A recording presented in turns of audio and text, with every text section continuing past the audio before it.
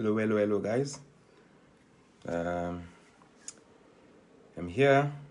Just gonna wait for more people to join us. I can't see anything here. All right. Let's wave. Hello, Ngobile. Mamgun, how are you? Welcome. You're very early. Late band.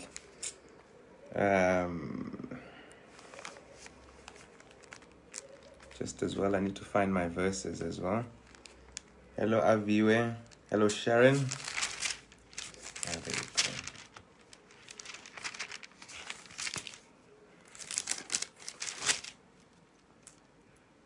Hello, Anele. Sandile, how are you, man?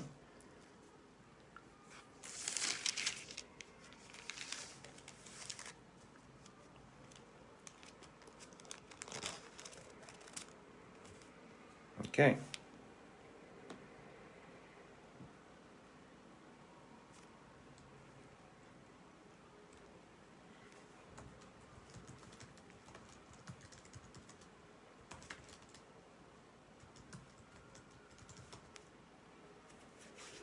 All right. Yeah, I think we can start. There are about 16 of us here. Yeah, I think we can proceed and start. Oh, I see Uvezi is here as well. Hello, Mr. Goyama. How are you? Yeah, we can start today's session. I'm gonna try and not be long. We are talking about being kept by gratitude and moved, or rather kept by contentment and moved by gratitude. Kept by contentment and moved by gratitude. So yeah, I don't know. Let me just double check here. Am I audible? Is my sound okay? Can you hear me? Okay. While I wait for that feedback, just to hear if my sound is okay. Is my sound okay? You can just drop me a heart and let me know if it is fine. All right. So we are kept by contentment, moved by gratitude. It's a very peculiar subject and curious subject to talk about, especially now. Thanks, Sishi. It's a very peculiar subject to talk about right now, especially during this time where we have more things that we want and need, and where we have more fears of losing things. So we are in a moment of restlessness, being unsettled. We're afraid of losing certain things, a lot of things. But also we need a lot of things. We feel like we need a lot of things. We're praying for a lot of things. We are asking God for a lot of things. And so during that time, during this period, right, to talk of contentment and gratitude is a very curious. But I chose to talk about it precisely because I believe that these are the things that we need right now more than anything. More than what you're praying for, what we need right now is contentment and gratitude. And to move from or within a spirit or within an attitude or an atmosphere of contentment and gratitude, right? To not seek gratitude and to not seek things that will make us grateful outside of what we are currently going through and what we currently and already have. Nor should we be seeking contentment in things that we don't have right now. So I'm gonna spend some time on that. And that our greatest challenge, right? And this is the main thesis or the main point of this whole thing, is that our main challenge is not what we lack. Our main challenge is in not seeing what we have, right? Our biggest challenge is not in what we lack. It's not in not what we have. That's not our biggest struggle. Our biggest struggle is not being able to see the resources that are already at our disposal. And part of that, and part of the reason why we can't even see the things that are at our disposal, that God has already given us, that God has already blessed us with, is precisely because we are blinded by our desire to possess more, to the point where we can't even enjoy and see what we already have, right? So where you feel like when you what you have needs to be supplemented with more. And I'll just get into the details of that attitude, right? So when what you have needs to be supplemented, it's fine, but if only it could just have, X, Y, and Z. And so that spirit emanates and comes from a belief that we always deserve more than what we have. Right. So we have a way of baptizing our discontent, of baptizing our greed, and making it sound like faith. So when someone says, I know my God has more for me, right? Over and above what God has already given you, you still feel like you deserve, and you still want more. And somehow we find a way of eloquently baptizing that and robing that and clothing that in faith, to say that to expect more of God is actually a sign of faith. When in actual fact, to live with what you already have, to live with less, is also a sign of faith. To not pester God for more, to not ask God for more, to find contentment in what you already have, I believe is an exercise and is a show of greater faith than actually begging God for more. Where when we beg God for more, we are actually saying that God has failed to supply what we need for today, right? And so we feel that our faith empowers God to prepare and to bring us more, which He has failed to already give to us now. Now, let me explain, right? So if God gives you a job, right, and you say to God, right, now I've got a job, can you now make sure in faith I now claim a promotion in this job, right? And then so what you're actually saying is that, God, it's not enough for you to give me the job. I also need to be at the top at this job, right? And so even if God gives you the job in relation to our topic today, so even if God gives you the job, it doesn't make you content. You remain discontent, you remain dissatisfied, you remain dissatisfied with what you've been given. But even more than that, the dissatisfaction and the lack of contentment is a direct affront. It's a direct challenge to God to say to Him, right, thank you for what you've given me, but it's not enough. I feel like you could have done better than what you did. So I'm gonna pray for more of what you have given me to supplement what you already gave me, because so when we pray, right, so when we say let us have more content, or being content, or moving from a spirit of contentment, or moving from a place of contentment, is actually more of an exercise or a display of faith than the faith that seeks to show itself and reveal itself in asking God for more, right? Because I think the latter not only is an affront to God, is not only is it a way of showing mistrust in God. I'm open a text for you. Not only is a way of showing mistrust in God, but it is also a way of overestimating your ability to assume what it is that will make you happy. Okay. So you feel that you know better than God, what will make you happy. Okay. So that there's no greater display of a weak faith than a faith that does not trust God.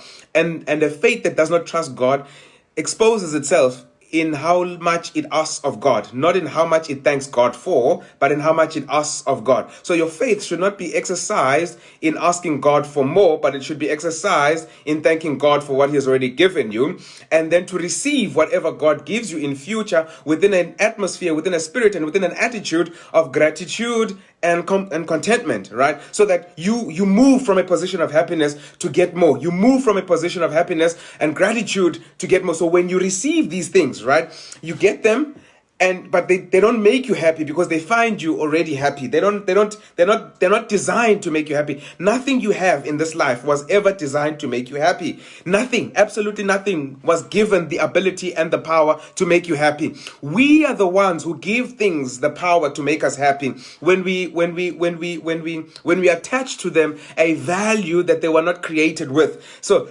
things come, but they don't have it. I always make an example of shoes, right? So when you go to church, I've always heard ladies talking about red bottoms and so forth. So when you go to church, right, and you want new shoes, right, what shoes basically are, just protective covering for your feet. That's all they are. Just to protect your feet, to make sure that they're not exposed to the elements. That's what shoes are. Basically, ultimately, that's what they are. They're to ensure that you're not exposed to the elements. But when we buy shoes, right, we don't just buy protection for our feet. We also buy a status. We also buy a display of the depths of our pockets and the length and the breadth of our bank accounts. And so when you wear a shoe, you're not only just wearing something to protect your feet, which the shoe was designed for, but you are also wearing your pocket on your shoe. You're also wearing your status on your shoe. You're also wearing your significance on the shoe. So what happens the day you lose the shoe, right?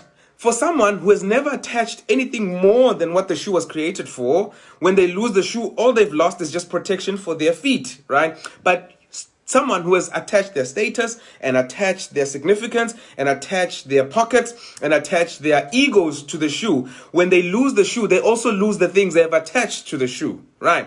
And so and that's the danger, and that's the problem of giving things power that they were never created to give us. Nothing, let me just say this, nothing was ever designed to make you happy, and nobody was designed and created to make you happy. Nobody, all right? Nobody. It is only God who presents himself as the source of your happiness. It is God who presents himself as the source of your contentment. And so when we look for happiness and joy in anything outside of God, right, what we are actually doing is not only displaying a lack of trust in God, but we are also jeopardizing the consistency of our happiness. Then it means that our happiness will fluctuate. It will be present when these things are present, and it will also dissipate when these things are gone. So that is why I say to you that we are kept by contentment, in that when we are content, we are actually able to pay more attention to what God has already done. And when we pay attention to what God has already done, we have no fear of what lies ahead,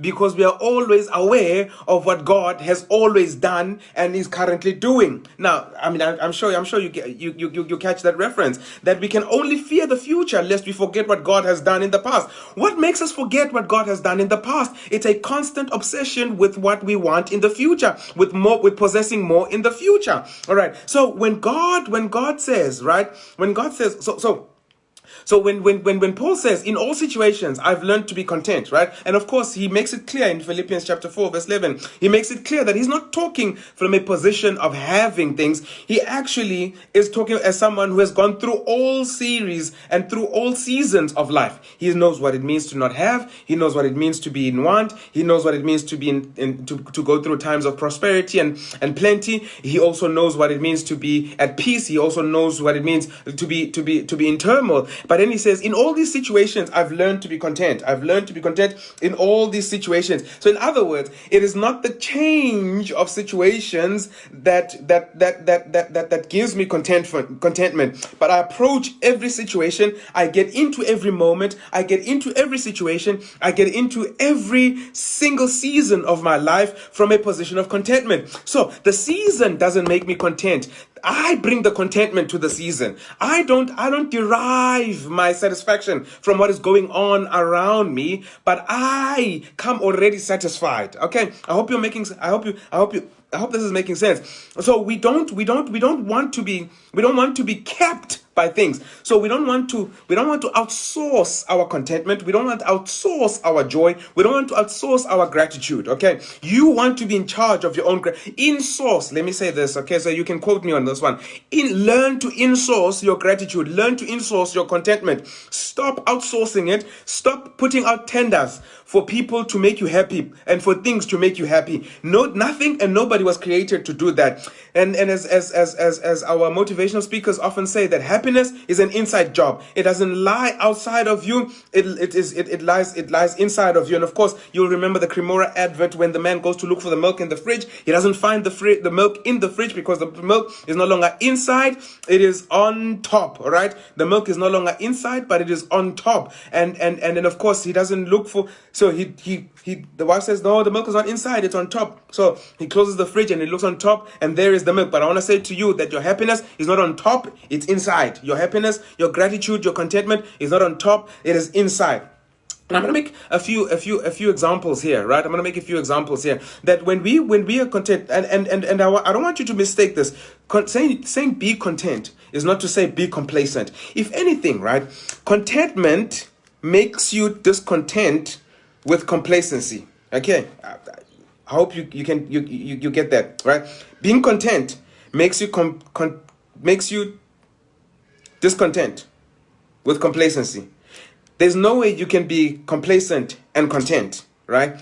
Because contentment teaches you that you don't need anything to make you more of who you are, right? And so, because you're content, you then become productive from a position of contentment. So what makes you productive because you're content is what drives you, right? What drives you is the same thing that drives Adam and Eve to go and labor after spending time in the presence of God on the Sabbath. That when they, the first thing they do, right, is that they find their meaning, they find the source, the reason behind their existence, they find their purpose in God, in spending time with God, before God lets them loose to labor, right? And here's what God is circumventing. Here's why they must first spend time with God and in God.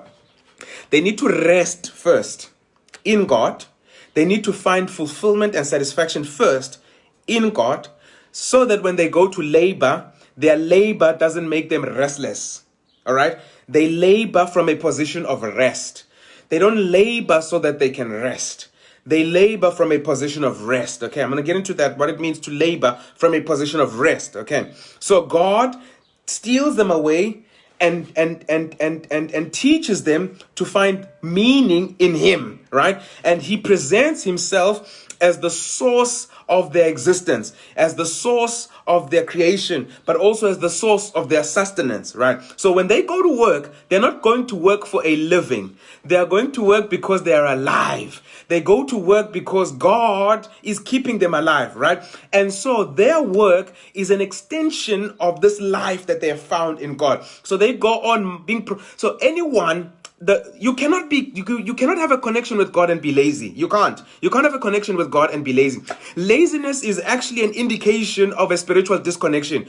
When you are no longer connected to God, one of the first signs that show that you are disconnected from God is laziness. When you're no longer productive. One of the images that God gave us is the ability to be productive, to produce, to multiply.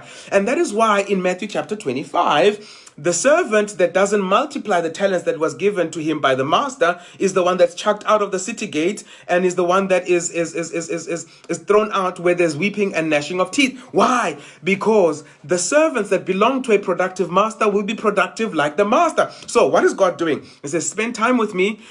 I'm the God who has just created all of this. See, in my rest, I'm productive, right? So spend time, rest with me, so that I'll unleash you into my creation so that you can be productive, right? So they move from a position of rest, and moving from a position of rest makes you productive because you're not fighting for survival. You're not fighting. So because you're not fighting for survival, because you're not fighting to make a living, you're not going to steal in order to stay alive, because you realize that what you're stealing is not what keeps you alive, right? You are already alive. You move from a position of rest. So what makes people steal is the restlessness and the belief. It stems from the belief that what they're stealing is what will give them contentment. It is what keeps them alive, right? So it didn't start with stealing. It started with them not finding rest in meaning and purpose in God, right? And so that's why people steal. They don't steal because and I'm not talking about petty thieves. I'm talking about politicians, those that are currently stealing food packages from people who are poor. Right? What makes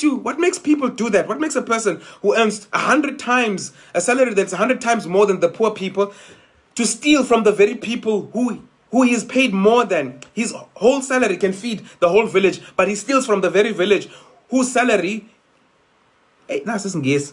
But I mean, his salary can feed the whole village. You get what I'm trying to say, right?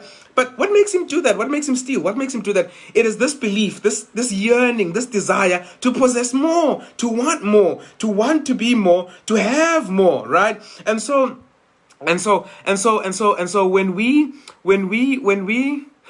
we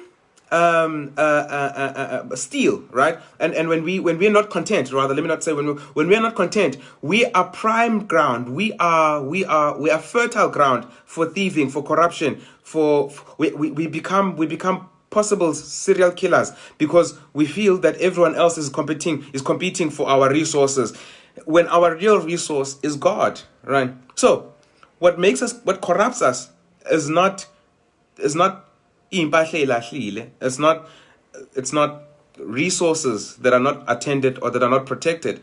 What corrupts us is the inability to rest and to be content in God, then move from a position of contentment, right? Now, that, being able to do that, and God helping you to do that, allows you to be kept and not to be moved and upset, and not to be, not to struggle when things go wrong, when the economy is tanking, when people are losing their jobs. You don't struggle, or you don't cry as though you have lost your life. I mean, I'm not gonna lie. It's painful to lose a job. It's painful to lose a job, especially when you've tied your significance to it, and especially if there are people who as a result of you working, right? So when you lose that, you no longer have anything that makes you, important. You can't even talk at family meetings when you don't have a job, right? So you've lost that now because you used your job as a way of, asserting your authority in certain places. So it's painful to lose a job, right? For many other reasons. It's painful to lose a job. But when you lose your job from a position of contentment, right? Because the job was not what made you happy, and it was not what made you content, you don't lose your contentment. Even in unemployment, you remain content, right? Because you know that it wasn't the job that kept you alive, it was God that kept you alive so that you could do your job, right? So your life doesn't derive from your job, it comes from God. And if God brought you to this earth, surely he had a plan for how to sustain you, okay? And he's not surprised by what you're going through, right? So God is not going to be shocked by the changes in season. He knew that he was creating you and bringing you into a world that had a change in seasons. So then what does he say? Say, I'm going to be here, the unchanging presence in your life, though the seasons may change, so that you will not change with the seasons. I'll remain with you. I'll hold you together, even though the seasons may change. And I think the reason why we panic is not because the things outside are causing us to panic, but it is because inside we are naturally restless. And I mean, biblically speaking, you go to Luke chapter 8, Jesus and the disciples in the boat. I mean, I've made that illustration so many times before, where they're sailing to the other side, a storm erupts, and the Bible says they were afraid. And when the storm erupts, they are very afraid, and they go and wake Jesus up, which was apparently faith. They go wake Jesus up. Jesus gets up, he calms the storm, then he turns to them and says, where's your faith? And then the Bible says, and they're afraid, and they ask themselves, who is this man? So they were afraid when the storm erupted, and then they're afraid when the storm is calmed. And the question is, why are you afraid? Because why are you afraid when the storm is gone? If the reason why you're afraid and you are restless was because of the storm, then surely when the storm goes, you're not gonna be afraid. You're gonna find peace. But they're still afraid when the storm is gone. Why? And then you realize that it wasn't what was outside that was making them restless. It's what was inside. They were always naturally restless. And so when the storm is gone, right, their restlessness finds a new reason to be restless. The storm only shows them how restless they are. And so when the storm departs, they find another reason to be restless. They move their attention from the storm because it's gone, and they make Jesus the cause of their restlessness. So it's not what you're going through that makes you restless. It's not what you're going through that makes you discontent. It's who you are. It's that the inside job hasn't been done. It hasn't been completed. That's why you keep finding reason to be unsettled, to be discontent, to be unhappy, right? And I've always heard people say, I'm unhappy in my marriage. I'm unhappy with X, Y, and Z. And that's because you're looking for happiness in the wrong things. Those are not supposed to make you happy, right? They're supposed to provide an environment for you to live out your happiness, right? They're not supposed to make you happy. They're supposed to provide an environment for you to live out your happiness. And maybe the reason why you are unhappy is because you are burdening those things with the task that they were not created for. They were not created to make you happy. And so anything that is burdened with not making you happy is always going to retaliate in a manner that's not going to make you happy, because it's not made to make you happy. Okay. Now, and I'm going to close. Mfundisi Mpanza preached about this last Sabbath, and he spoke about Hannah, and he makes a reference to, I mean, you can't preach about contentment and not talk about Hannah, right? And this lady, we all know she goes to the temple, she gets a son, and so forth. And Hannah, right? I want you to see what happens to Hannah, right? Is that after she's prayed for Samuel, right? She's happy. So it's the prayer that makes her happy, not the promise of receiving Samuel. It's the prayer, the opportunity to connect with God. Remember, Adam and Eve connecting with God, moving from a position of rest, right? When you move from a position of rest, you even make a commitment to give up and to give away what you've prayed for, what you've waited for, right? So she prays, says, God, give me a son or I perish. In other words, give me a sign that you are with me, right? That's what I want. I want to know. I want the assurance that you are with me, right? That's a sign. I want the assurance that you are with me, right? Once I've received the son, I'm going to give it back, because Samuel is just a sign. So I'm going to give him back to you, take him back to the temple and give him back to you. And the Bible says she leaves the temple after praying, and she's happy, right? She's happy. She's prayed. She's happy. She's content. So when Samuel arrives, he doesn't make her happy, right? She finds him happy. He finds her happy.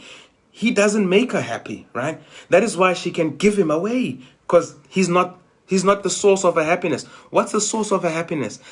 The assurance that God is in her life. That's it. I wonder how many of us lose sleep over the prospect and the possibility that God may no longer be in our lives, right? Where you could be literally surrounded by these blessings that come from God, but the source of the blessings has long departed and is no longer there. How much does it concern you, right? So you lose sleep right now. A lot of people are stressed and a lot of people are anxious because they might lose their jobs, they might lose their cars, they might lose their houses, and people are not sleeping. They've got insomnia because they might lose things, right? But they haven't lost the source of the things, right? Now, I wonder how many of us lose sleep over the possibility that we may have been all along feeling like we're blessed because we've got things, but all along the source of the blessings was gone, has long gone. He's left us to the devices of these things. I think for me, that's the scariest prospect. The prospect of having blessings without the source of the blessings, right, is scarier than having the blessings taken away from me. So it's quite okay for the blessing to be taken and remain with the source of the blessing. Why? Because he can always manufacture more blessings. But that's not why I want to remain with him, right? Because not only can he manufacture more blessings, I want to remain with him because he can also become what the blessings were to me, right? Without the blessing. So I remained with God. So Hannah says, I can take Samuel back because God can be to me what I thought I would get from Samuel, even without Samuel. So she gives Samuel away. She says, God, you take Samuel. I want to remain with you. I want you. Not because you can give me another Samuel, but because you can be to me what I thought I would get from Samuel. And I think that is what drives Hannah's life, the rest of Hannah's life. And by the way, did you know that after Samuel, Hannah had other children? Hannah had other children after Samuel, and she was able to parent those children beautifully and easily, I believe, not because she was no longer using them she was no longer sucking them dry to make her happy. They enjoyed having her as a mother because she was a happy mother, right? And some of the things, right? And this inability to find contentment and happiness outside of things is the very thing that turns our blessings into curses, right? It's a very thing that turns our blessings and compromises our ability to enjoy the blessings that God has given us. So blessings are never meant to make you happy; they are meant to be enjoyed. Okay, so when we give them this ability to make us happy, we also then simultaneously give them the ability to make us sad. If it makes you happy, it's bound to make you sad. You have also given it the ability to make you sad. And so what am I saying to you? What am I saying to us is that move from a position of contentment. Move from a position of contentment. Don't move towards contentment, because what you discover is that when you get there, what you thought was there is not there. You guys are on Facebook, right? I'm not on Facebook. I used to be a long time ago, right? You guys are on Facebook, right? So especially, I'm hoping you guys that are single and unmarried, you'll see someone, right, on Facebook, right? And Facebook statuses, every time they update their statuses, everyone appears, fresh and smart, and some type of way on social media, right? And they look, like as if they've got it all figured out. They've got all figured out, right? And then you interact with this person, right? You interact, and then you meet this person, right? And then you start interacting with them live, and you suddenly realize, hey, man, no, ayidumi kanje meyizohamba, no.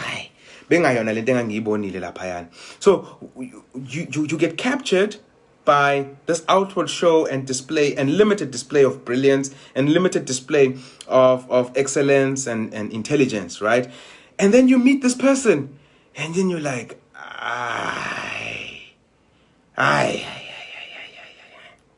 you know, so then you say,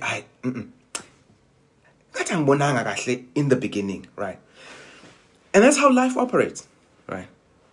Everything from a distance looks capable of anything, everything from a distance, and everyone from a distance looks capable of anything. You've also heard the saying that goes, everyone looks intelligent until they open their mouths, right? Everyone looks smart until they start opening their mouths, right? Everything looks promising, it looks perfect from a distance, right? When waboni crash, ile kude, inhle, yahleka, avela amazinyo abolile, right? And then you're like, hey, ngathi ngilahlekile lana. So it's the same with how we approach life. Everything from a distance looks glamorous. It looks beautiful. The idea, the prospect of getting a job, of working, making an income, getting an SMS at the end of the month, right? It sounds exciting until you realize that there's overtime. There are colleagues, who will gossip about you. There's a boss who comes from the bowels of hell, who has been sent to torment your soul. It's a toxic work environment that you have committed yourself to. Everything from a distance looks promising until you're in it. And then when you're in it, and I've heard people say, hey, I wish I had not jumped into this. I wish God could give me another job. You know how I know? You know how I know you're not happy in your job, right? It's in how you celebrate the coming of the Sabbath, right? So I know it has nothing to do with the Sabbath. I know that. It has nothing to do with the Sabbath, right? So when the Sabbath arrives, you celebrate. Welcome, every wonderful Sabbath. But that's not the reason why you're excited about the Sabbath. You're not excited about the Sabbath because now it's a chance for you to worship. No, it's not. You're excited about the Sabbath because it means you're not going to go to work. Do you know how I know this? Because on Sunday, you cry and you say, is it Monday already? Right? So, but I mean, this is the very same job that you spent months and years praying for. And when it has arrived, you then also complain and are discontent in it. See what I mean? There it is. You find yourself craving for other things because in them you think you'll find happiness until you get these things and then realize that they were not designed to make you happy. Instead, they're coming with more trouble, right? So what happens to you when you keep moving from disappointment to disappointment? When the things you esteemed and thought had the ability and were capable of making you happy keep disappointing you, and they keep showing you that they can't make you happy, right? What do you do? What happens? You slowly slip into a position and into a moment of despair. Slowly ebbing away until you're completely depressed because you're you're hopeless, depressed, hopeless, and in despair because you suddenly realize that, man, nothing I touch, nothing in this world can make me happy, right? And slowly that makes you depressed and sad, right? Which is why I say your contentment keeps you, your gratitude keeps you, right? Why? Because if you're full of gratitude, if you're full of contentment, then nothing can ever disappoint you. Nothing can ever disappoint you. Nothing can ever threaten your life. Nothing can ever shake you. Why? Because you're established in God, and God makes you content. May God bless you, and may God shine his countenance upon you. May God give you peace and rest, even in the midst of the storms that we're currently navigating. Stay in the grip of contentment and stay under the watchful eye of gratitude. May God bless you. Okay, I'm going to stick around for a few moments and interact with you guys. I don't know. I can't see some of the comments I saw the comments were going up, but I didn't really pay attention to some of them because, I had to preach. So I was in the spirit on the Lord's day. Some Aviwe, says a day in your presence is better than 1,000. That's true. That's true. A day in the presence of God is better than 1,000 in someone else's court. A day in the Lord's court. Yeah. Sharon, yes. Laziness is indeed a sign of spiritual connection. It's a sign of disconnection. Yeah.